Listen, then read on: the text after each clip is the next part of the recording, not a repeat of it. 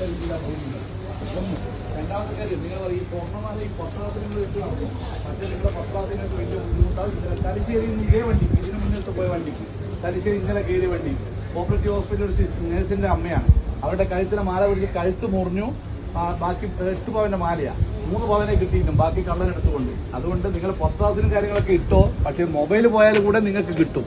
ബാക്കി സ്വർണ്ണമാല പോയാൽ നിങ്ങൾക്ക് കിട്ടാൻ വളരെയേറെ ബുദ്ധിമുട്ടാണ്. ഒരു കാരണവശാലും കിട്ടില്ല. എന്തിനാ നിങ്ങൾ വീട്ടിൽ നിന്നോ അല്ലെങ്കിൽ വേറെ എവിടുന്നോ ഷോ കാണിച്ചോ, റെയിൽവേ സ്റ്റേഷനിൽ വേണ്ട. അത് നിങ്ങൾ മാല പൊട്ടിക്കുന്ന മാത്രമല്ല, നിങ്ങൾക്ക് ശാരീരികമായിട്ടുള്ള ഈ ബുദ്ധിമുട്ട് കൂടെ ഉണ്ടാകും. കഴുത്ത് മുറിഞ്ഞാൽ നിങ്ങൾക്കറിയാം ഈ നേതൃത്വത്തിൽ കട്ടൊക്കെ ആക്കിയാൽ വലിയ ബുദ്ധിമുട്ടാണ്. ആ അറ്റാക്കൊക്കെ കഴിഞ്ഞ ഒരു മേടാണ്. ഇന്നലെ ഇപ്പോൾ ഇത് പൊള്ളാച്ചിയിലുണ്ട് ഇപ്പോൾ. അപ്പൊ അതുകൊണ്ട് ഒരു കാരണവശാലും നിങ്ങളെ പത്രാസ് കാണിച്ചിട്ടുള്ള മാല ഇട്ട് പോക്ക് വേണ്ടെന്നാ പറയുന്നത്. ഇനി ഇട്ട് പോകുന്നുണ്ടേ നിങ്ങളെ ഇഷ്ടം. വന്ന് പരാതി കൊടുത്തുകയെ നമുക്കൊന്നും ആക്ഷൻ എടുക്കാൻ പറ്റില്ല. ഈ നിങ്ങൾക്ക് യാത്രയിൽ ഉപകരിക്കാനുള്ള പല കാര്യങ്ങളും റെയിൽവേ ചെയ്തിട്ടുണ്ട്. നിങ്ങൾക്ക് എന്തെങ്കിലും ഒരു ആവശ്യം ഉണ്ടെങ്കിൽ തന്നെ ഇമീഡിയറ്റ് 139 എന്ന് പറഞ്ഞ ടോൾ ഫ്രീ നമ്പർ ഉണ്ട്. കേൾക്കുന്നില്ല ലേഡീസ്? ഇപ്പൊ സ്ത്രീകൾക്കെതിരെയുള്ള പരാതികളൊക്കെ കുറെ കൂടി വരികയാണ്. നഗ്നത പ്രദർശിപ്പിക്കല്, ഫോട്ടോ എടുക്കല്. കഴിഞ്ഞ ആഴ്ച മലബാർ എക്സ്പ്രസിൽ 70 വയസ്സുള്ള ഒരു അമ്മമ്മേനാണ് ഒരു സ്കൂൾ മാഷ് പീഡിപ്പിച്ചത്. ഇവിടെ വെച്ച് തലശ്ശേരി കണ്ടുവന്ന ഒരു ലേഡി പുറത്തെടുത്തിട്ട് അതിനെ അടിക്കുമ്പോഴാണ് നമ്മൾ പിടിച്ചിരിക്കുന്നത്. അപ്പോ അതുകൊണ്ട് പ്രത്യേകം പറയുന്നത്, ഇങ്ങനെ എന്തെങ്കിലും ഒരു സംഭവം ഉണ്ടെങ്കിൽ നിങ്ങൾ വിളിക്കേണ്ട നമ്പറാണ്. ലേഡീസ് പ്രത്യേകം ശ്രദ്ധിക്കുക. ആർക്കെങ്കിലും ഈ കൂടിയിരുന്നോട്ടർക്ക് അറിയാം നമ്പർ അറിയാവാ? ടോൾ ഫ്രീ നമ്പർ ആർക്കും അറിയാവാ? വളരെ മോശം തോന്നുന്നത് 130. നമ്മൾ ദിവസവും തലശ്ശേരിന്നോ എല്ലാ സ്റ്റേഷനും ക്ലാസ് എടുത്ത് വിടുന്ന എല്ലാവരും 139 എന്ന ടോൾ ഫ്രീ നമ്പറാണ്.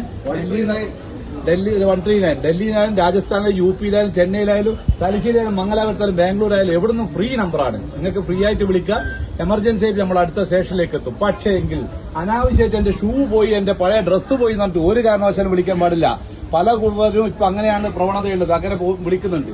അങ്ങനെ വിളിച്ചു കഴിഞ്ഞാൽ എന്താ പ്രശ്നം ചോദിച്ചാൽ നിങ്ങൾക്ക് 3ാമത്തെ പ്രാവശ്യം നമ്പർ ബ്ലോക്കായി പോകും. പിന്നെ 4ാമത്തെ പ്രാവശ്യം നിങ്ങൾ ഉച്ചവരോ ഉടവരോ പോകുമ്പോൾ നിങ്ങൾക്ക് നെഞ്ചുവേദനയോ ഏതെങ്കിലും അത്യാവശ്യ കാര്യങ്ങൾ എന്തെങ്കിലും അനുഭവപ്പെട്ടാൽ നിങ്ങൾക്ക് വിളിച്ചാൽ കിട്ടില്ല. അങ്ങനെയുള്ള അനുഭവങ്ങൾ യാത്രക്കാർക്കുണ്ട്.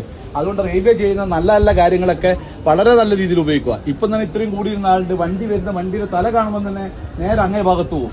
നമുക്കൊരു പേപ്പറും 10 മിനിറ്റ് പോകും. നിങ്ങൾ മനസ്സിലാക്കിക്കോ. അതായത് നമുക്കൊരു പേപ്പറും 10 മിനിറ്റ് ഈ പോസ്റ്റ് ബട്ടത്തിന്റെ കാര്യങ്ങളൊക്കെ എഴുതലും അത് ബോഡി വീട്ടിൽ കൊണ്ടൊക്കെ ഇല്ലു. വീട്ടിലും കൂടി നമ്മൾ കൊണ്ടുപോയില്ല. അതിലും ബാക്കി ഹോസ്പിറ്റൽ അധികം കൊണ്ടുപോകും. അതുകൊണ്ട് അങ്ങനെയുള്ള മരണം നിങ്ങളെ മക്കളെയും നിങ്ങൾ ക്ഷണിച്ചു വരുത്തണ്ട. തിരിച്ചറിയാൻ പറ്റാത്ത ആർക്കും കാണുന്നുണ്ടെങ്കിൽ ഞാൻ മൊബൈലിൽ കാണിച്ചു തരാം. വളരെ വളരെ ദയനീയമായ സംഭവങ്ങളാണ് ഈ അടുത്ത കാലത്ത് നടന്നുകൊണ്ടിരിക്കുന്നത്. നിങ്ങൾക്ക് ഒറ്റയ്ക്ക് ലേഡീസിനെ യാത്രയാക്കാൻ പലരും പറയും റെയിൽവേയിൽ മക്കളെ ഒറ്റയ്ക്ക് യാത്രയാക്കാൻ പറ്റൂല, അല്ലെങ്കിൽ പേടിയ. ഇപ്പോൾ ഒരു പേടിക്കേണ്ട ഒരു ആവശ്യമില്ല. നമ്മൾ നിങ്ങളെ പിന്തുടരുന്നുണ്ട്.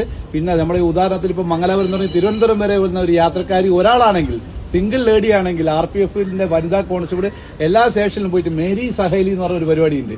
നിങ്ങളെ വന്നിട്ട് എന്തോ പ്രശ്നമുണ്ടോ തിരുവനന്തപുരം വരെ എത്തുന്നവരെ നിങ്ങളോട് ചോദിക്കും. ഇങ്ങനെയുള്ള കുറെ നല്ല നല്ല കാര്യങ്ങളൊക്കെ ഉണ്ട്. അതൊക്കെ നിങ്ങൾ ഓർത്തു വെക്കുക.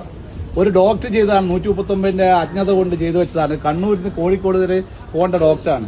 എടക്കാടുന്ന് കയറിയതാണ്. വൈകുന്നേരത്തെ പാസഞ്ചറിൽ അവൻ നഗ്നത പ്രദർശിപ്പിച്ചു വടകര ഇറങ്ങി. ഡോക്ടർ കോഴിക്കോട് വെച്ചില്ല പരാതി കൊടുത്തത്. ഡോക്ടർ കോഴിക്കോട് വെച്ച് പരാതി കൊടുക്കുമ്പോഴേക്ക് ഇദ്ദേഹം ഇറങ്ങിപ്പോയി. ഇതുവരെ ആളെ പിടിക്കാൻ പറ്റിയില്ല. അതേപോലെ ഇങ്ങനെയുള്ള നല്ല നല്ല കാര്യങ്ങൾക്ക് 139 നമ്പർ ഉപയോഗിക്കുക. രണ്ടാമത്തെ കാര്യം, നിങ്ങളുടെ മക്കൾ പറയും അച്ഛനും അമ്മേനൊക്കെ ഗേൾ ഫ്രണ്ടോടും ബോയ് ഫ്രണ്ടോടും സംസാരിക്കാൻ നെറ്റ് കിട്ടുന്നില്ല. ബോയ് ഫ്രണ്ടോട് സംസാരിക്കേണ്ടിയിട്ടാണ്. അത്ര അത്യാവശ്യമൊന്നുമില്ല. നിങ്ങൾ വിടണ്ട, നിങ്ങളെ വീട്ടിൽ തന്നെ ഇരുത്തിക്കും. അങ്ങനെയുള്ള മരണങ്ങളും നടന്നിട്ടുണ്ട്. നമ്മളെ അനുഭവ സമ്പത്ത് കൊണ്ട് പറയാണ്, നിങ്ങളുടെ മക്കളെയും നിങ്ങളുടെ കുടുംബവും നമുക്കും കൂടെ വളരെ വേണ്ടപ്പെട്ടതാണ്. ഭദ്രമായ സുരക്ഷിതമായ ഒരു യാത്ര നമ്മളെ കൂടി വാഗ്ദാനം ചെയ്യുന്ന അതിന്റെ പേരിലാണ് ഞാൻ നിങ്ങൾക്ക് ഈ ക്ലാസ് എടുത്തു തരുന്നത്. നമ്പർ ഏതാ ഓർമ്മയുണ്ടോ? ലേഡീസ് പറ, ഏതാ നമ്പർ?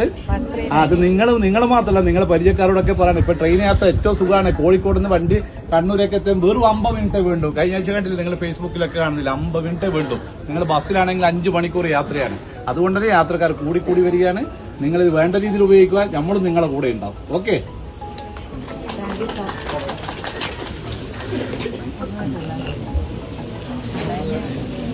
Thank you.